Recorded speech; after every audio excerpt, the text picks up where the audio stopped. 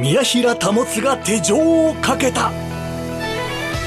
実はこれ、牢獄の中で手かせ足かせをつけられて編み出された攻守本試験。宮平先生が恩師から受け継いだ武術です。赤い花びらが散るというバチンと当たると違う。今回は実際に手錠をかけて実演してもらいます。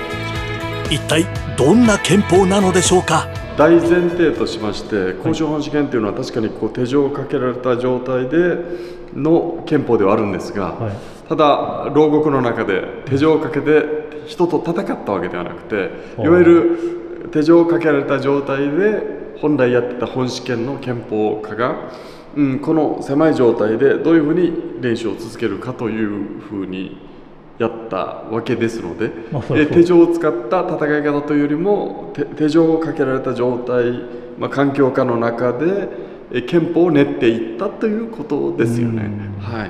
必然的に動作はさらに小さくなっていきますので、手かせ足かせというこの距離がありますから、小さい距離になっていくというふうに、作られていった拳法になりますね。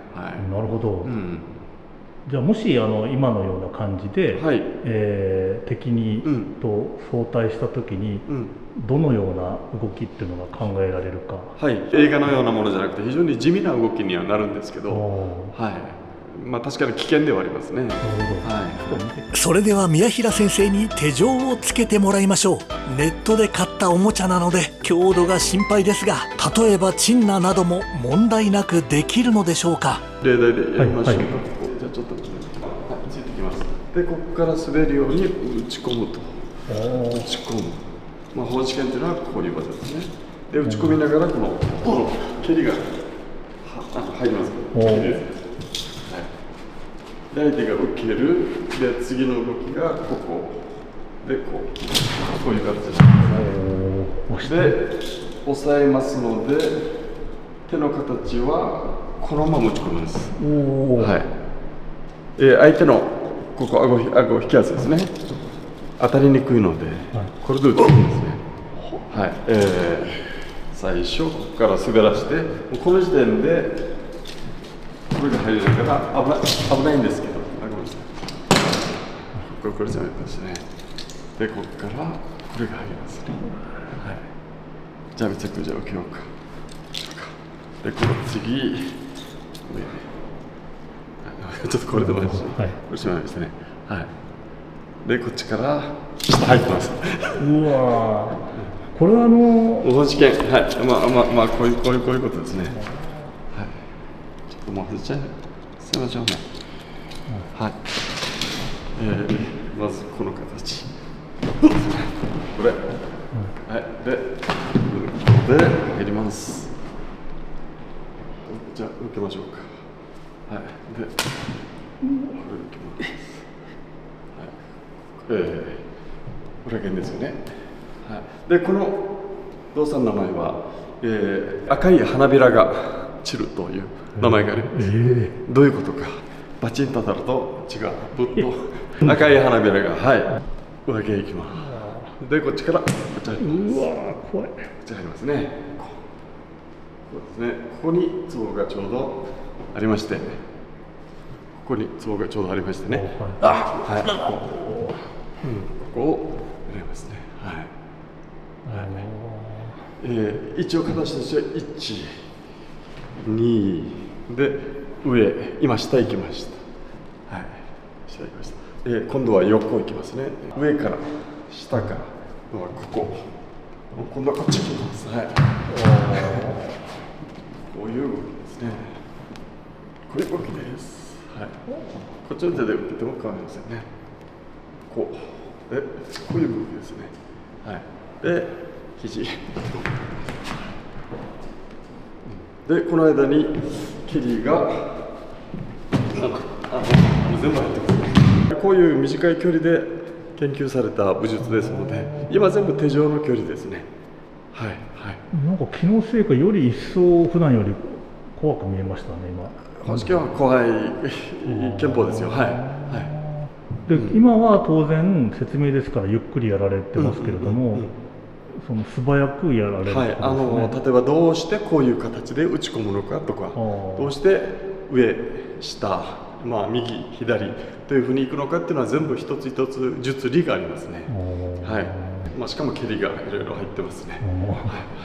今手だけはやったんですけど、でもこれ手錠特殊的なテーマで考えましたけど、手錠関係ない感じですね。手錠があって実際その動きが、実際だと大きく動くんですけど、本式は大きく動くんですけど、これがこの距離ですので、こういう小さい動きに、なるわけですよね。なるほど。初公開かもしれませんね。手錠が壊れてしまったので代わりにワイヤーでお願いします。これ危険なので少しゆっくりやりましょう。例えば相手が素手でもいいですし、例えば刃物を持ってこうついてくる、これを避けますね。で側に入る。でここで締めます。グッと。こういったような技がありますね。ゆっくりと言っても早く見える。宮平さん、もう一回、すみません、もう一回だけお願いします。ちょっと角度ですね、こちら側からもうお願いします。普通スピードですか。先ほどと同じでお願いします。こういきます。で、次にここで締めます。いろいろですね。これはあれですね、思ったんですけど、手錠なりこういう紐なりで、自分の手を拘束されているから戦いづらいって思っちゃうんですけれども、逆にこういう武器を持ってるっていう、逆に武器になりますね。ことですよね。そうか、つまり、基本的に手を大きく開いて戦うっていうことは、されないわけですよね、宮平先生。そうですね。これぐらい開ければ十分みたいな考え方もあるんですか。というふうに発想しなければいけないですね。これはこういう環境下ですから。そうすると逆に十分な上に武器を持ってるじゃんということなわけですか。というふうに発想して対応するということですね。なるほど。やはり蹴りでもこう足幅っていうのが、ある一定の幅ですので、ちょっと次これでね。例えば、大きな動きっていうのができませんので、せいぜいじゃあ足逃げてください。この距離ですね。この距離ですね。こんなもんですね。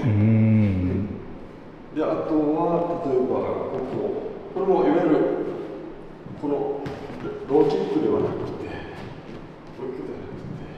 このアキレス腱を狙う蹴りですね。ちょっとこうやってアキレス腱をドンという蹴りですね。じゃあアキレス腱握ってください。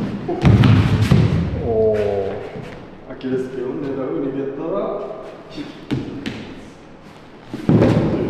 蹴りになります。これは非常に小さい動きの蹴りですね。本当に手幅、足幅っていうのは、本当にこのものです。ですので、恩恵明先生の写真が、こういう交渉試験の構えがあるんですが、あれは一見するとボクシングのようなね、構えにも見えるんですけど、実はボクシングじゃなくて、ここに手錠、足、火星、これがある状態の構えですね。あの写真は意外に現代格闘技の構えにちょっと似てますね。似てるんですけど、実は全然そうじゃなくて、ここに鎖が存在してますね。宮平先生はその若い頃にこの公守本試験というのに初めて見たというか習ったりした時にどういうふうにその頃は思われました？そのリアリティというか、なんだかどんな感想？すぐに感じたのは、もちろん、おっしゃるようにリアリティなんですけど、恩恵明先生は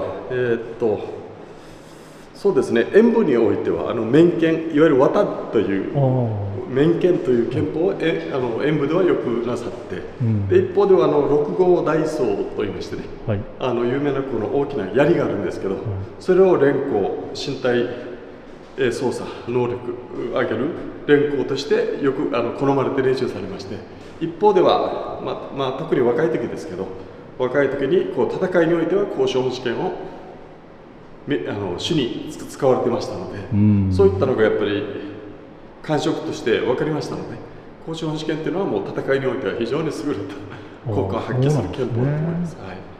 いわゆる灯籠剣とか太極拳とか有名な武術あるじゃないですか。それぞれの専門家っていますよね。その太極拳なんとか道場みたいな。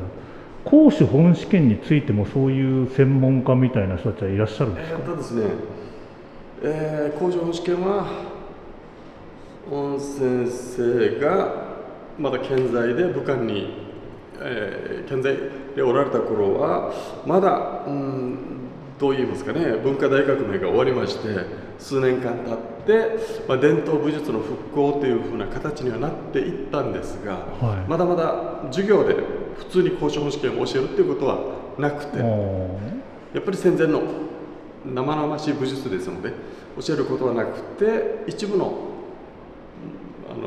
ものですね、私とか鄭先生とかぐらいが当時は習っていましてね、あまり一般の武漢大学院の学生には教えてはなかったんですね。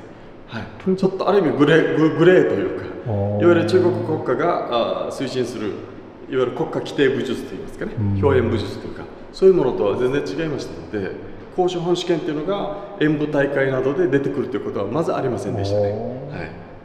ということは天行健中国武術館に伝わる貴重な武術ってことですよね。現在の中国でもないですからね、ないと言いましてもね、武漢大学院ではまた、伝統文化の復活という名目で温慶明先生がされてた公資本試験を若い世代にも改めて伝えようという動きがどれぐらいでしょうかね、もう十数年20年近く前ぐらいでしょうか、それから始まったんですけど、しかし温先生から直接、習ってないというとあれですけど、いわゆる憲法の型だけは今武漢大学院の武術学科では型だけはみんな生徒さんたちみんな練習するようになったようですけど、しかし見たら明らかに全然違うんですよね。簡略化されてると言いますか、なるほど、非常にきれいな、なんていうんでしょうかね、表現的なきれいな公資本試験になってましたね。そうなっていくんですね。そういう意味では、中国で今ないかといえば、ないではないんですけど。なるほどね。この貴重な武術が天行健中国武術館で受け継がれているのですね。そうですね。ただこの公資本試験というのは少し特殊なところがありまして、この、近距離の不自由な状態ですので、その近距離からいわゆる爆発するような寸頸という言い方をしたりしますが、こういう短い頸が爆発させる技術にある程度達してないと、この憲法の型を習っても本当に形だけになってしまいますので、ですからこういうレベルになったものには指導をしようという形ですね。もうね、確かに形だけやってもこれは意味がありませんので。そうですね。わかりました。ありがとうございます。宮平保先生の思想と技術が学べるオンライン道場、会員募集中。ぜひお申し込みください。